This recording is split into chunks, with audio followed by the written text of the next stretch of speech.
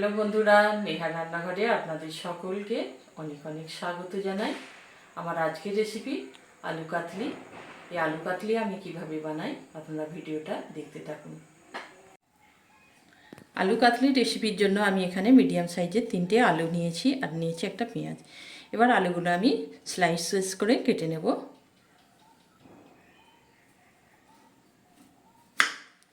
আমি প্রথমের অংশটা আমি বাদ দিয়ে দিলাম।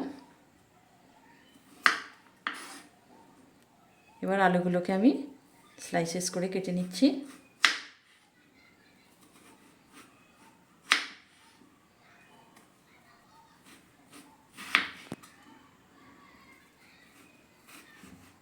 দেখুন আলুগুলো আমার সব কাটা হয়ে গেছে। এবার আমি একটা বোলের মধ্যে জল নিয়েছি। আলুগুলোর কালারটা চেঞ্জ যাতে না হয়ে যায় আমি সেই জন্যে জলের মধ্যে এবার দিয়ে দিলাম আলুগুলো।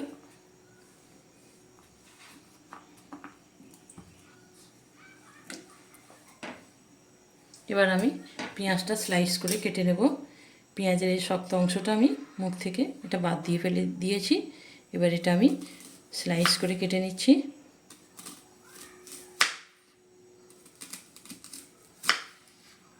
পেঁয়াজটাও ওখানে আমার স্লাইস করে কাটা হয়ে গেছে। আমি এবার এইগুলো এর মধ্যে থেকে পাপড়িগুলো ছাড়িয়ে নেব। ঠিক এইভাবে আমি এক একটা করে ছাড়িয়ে নিচ্ছি। এইভাবে প্রতিটা পিস থেকে আমি পাপড়িগুলো আলাদা করে নেব।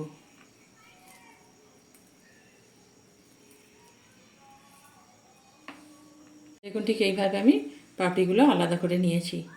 এবার আমি আলুটা ভালোভাবে ধুয়ে নেব।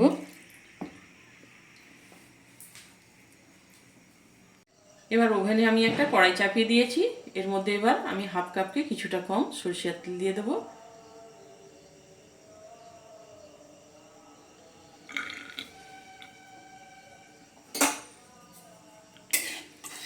তেলটা গরম করে নেব আমি এখানে।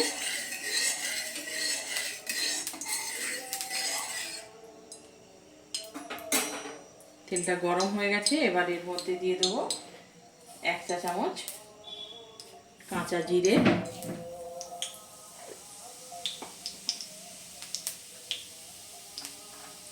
আর কিছুটা হিং,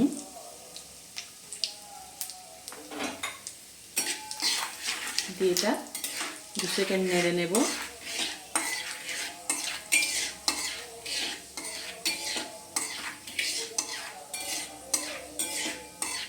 এবার আমি এর মধ্যে স্লাইস করে কেটে রাখা আলুগুলো দিয়ে দিচ্ছি।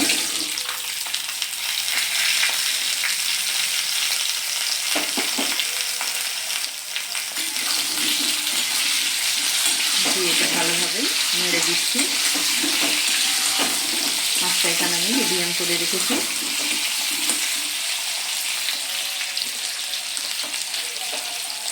এবার আমি এর মধ্যে দিয়ে দেবো 1 টিস্পুন লবণ,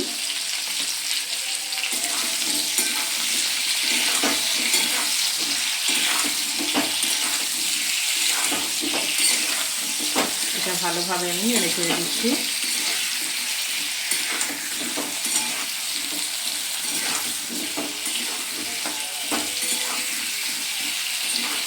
আমি এটা ঢাকা দিয়ে ভাজবো না, মিডিয়াম করে আলুটা আমি ভাজবো। ঢাকা দিয়ে ভাজলে আলুর উপরের অংশটা নরম হয়ে যেতে পারে।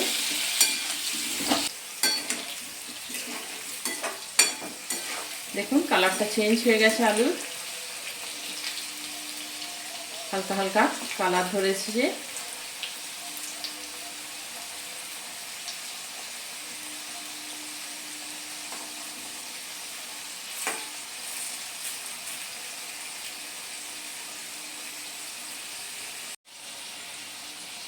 এবার আমি এর মধ্যে হাফ চা চামচ হলুদের গুঁড়ো দিয়ে দিচ্ছি। দিয়ে এটা আবারও হালকা হাতে আমি নেড়ে ছেড়ে দিচ্ছি। এবার আমি এর মধ্যে দিয়ে দেবো যে পেঁয়াজের পাপড়িগুলো ছাড়িয়ে রেখেছিলাম, সেই পেঁয়াজটা আমি দিয়ে দিচ্ছি। আর খুব সামান্য একটু লবণ ছড়িয়ে দিচ্ছি।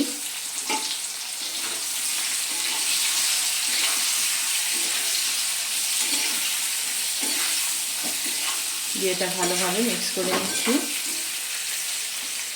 দেখুন আলুগুলো সিদ্ধ হয়ে গেছে, কিন্তু আলুগুলো ভেঙে যায়নি।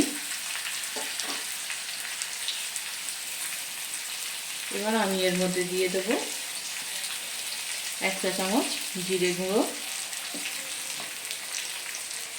1 চা চামচ ধনিয়া গুঁড়ো, আর 1 চা চামচের কিছুটা কম গরম মশলা গুঁড়ো দিয়ে এটা ভালোভাবে হালকা হাতেই আমি মিক্স করে নিচ্ছি।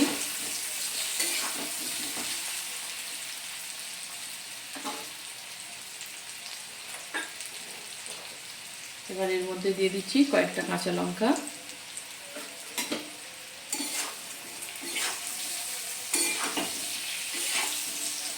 দিয়ে এটা ভালোভাবে আবার আমি নেড়ে দিচ্ছি। এবার আমি এর মধ্যে দিয়ে দিচ্ছি 3 চা চামচ টমেটো সস,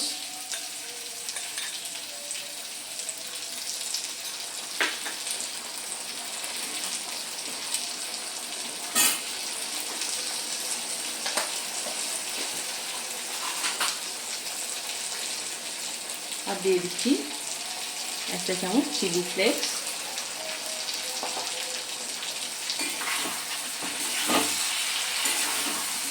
দেখুন কালারটা দেখুন, একদম ক্রিস্পি হয়েছে।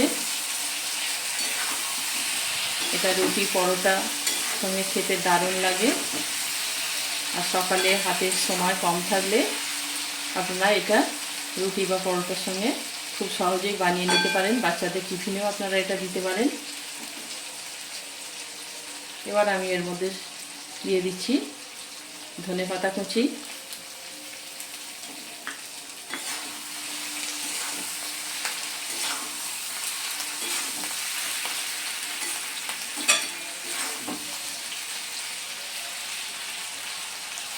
দেখুন একদম রেডি হয়ে গেল আমার আলু কাটলি।